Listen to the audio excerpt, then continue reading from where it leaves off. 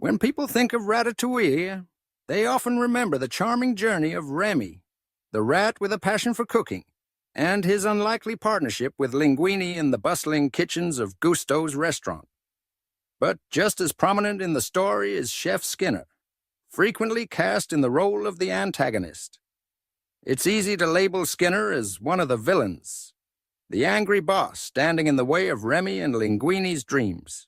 But is Skinner truly evil, or is he perhaps one of the most misunderstood characters in the film?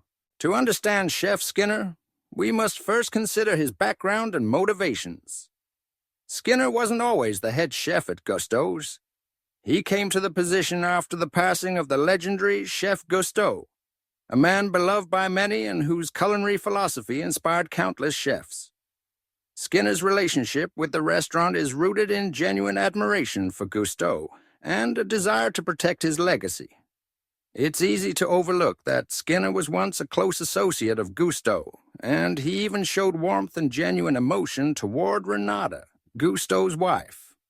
These early glimpses into Skinner's character reveal a man capable of empathy and attachment, a far cry from someone inherently evil. When tragedy struck and Gusteau passed away, the burden of maintaining the restaurant's reputation fell squarely on Skinner's shoulders.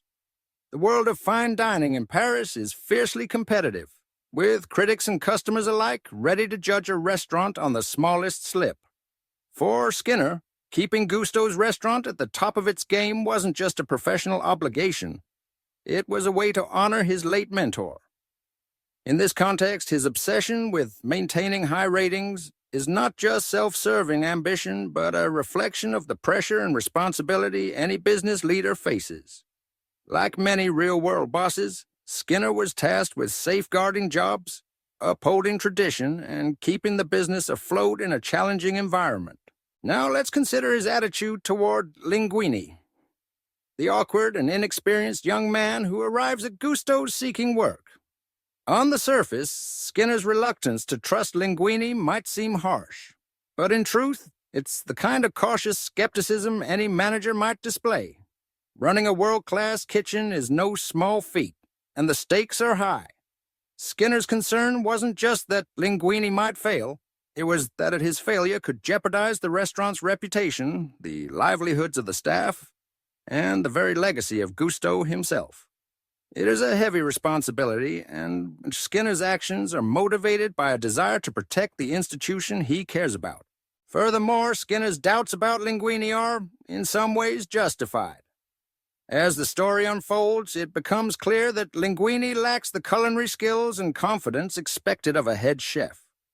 In fact, he relies almost entirely on Remy's hidden guidance to succeed. Skinner's suspicions and fears about Linguini's capabilities are not the baseless machinations of a villain. They are the practical concerns of a leader who sees a risk to everything he's worked to protect. In hindsight, his apprehension wasn't misplaced. Linguini really was in over his head without Remy's help. Another aspect where Skinner is often misunderstood is his temperament. Yes, he is hot-headed, prone to outbursts, rage, and frustration, but this doesn't make him evil. High-pressure kitchens are famously intense, and chefs are known for their fiery personalities. Skinner's anger often stems from his passion for excellence and his frustration when things go awry, not from malice.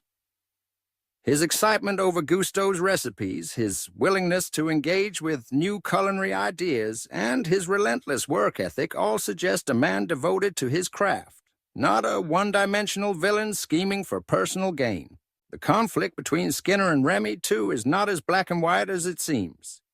To any restaurant owner, the discovery of a rat in the kitchen would be a nightmare.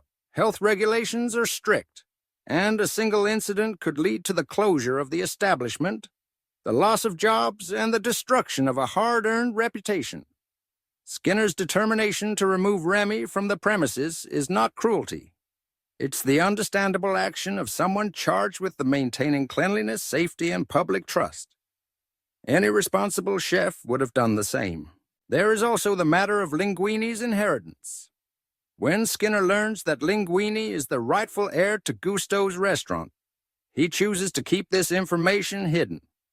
On the surface, this appears deceitful, but if we look deeper, we see a man facing uncertainty. Linguini is an untested, seemingly unqualified cook in one of the most demanding cities for cuisine.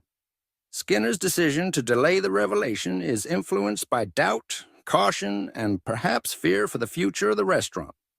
He doesn't act out of spite, but rather out of a belief, right or wrong, that he is better suited to protect Gusteau's legacy in the challenging world of Parisian gastronomy.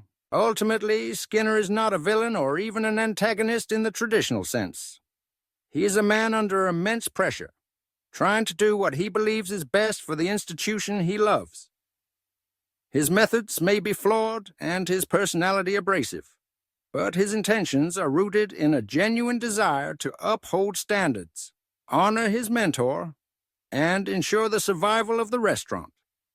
He is more of a tragic figure than an evil one, someone whose good intentions are constantly thwarted by circumstance, misunderstanding, and the chaos brought on by an extraordinary rat and an inexperienced young man.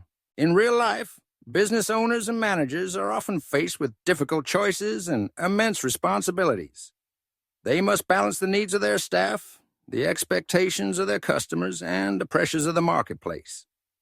Like Skinner, they are sometimes forced to make unpopular decisions, to exercise caution, and to act decisively in the face of uncertainty.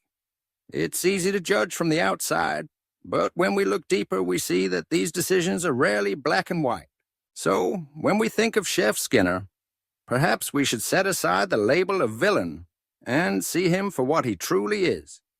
A passionate, sometimes flawed, but ultimately well-meaning individual who cared deeply about the legacy of Gusteau's restaurant. In his struggle to preserve excellence, he became the misunderstood adversary of a remarkable story. Not because he was evil, but because he was, in many ways, all too human.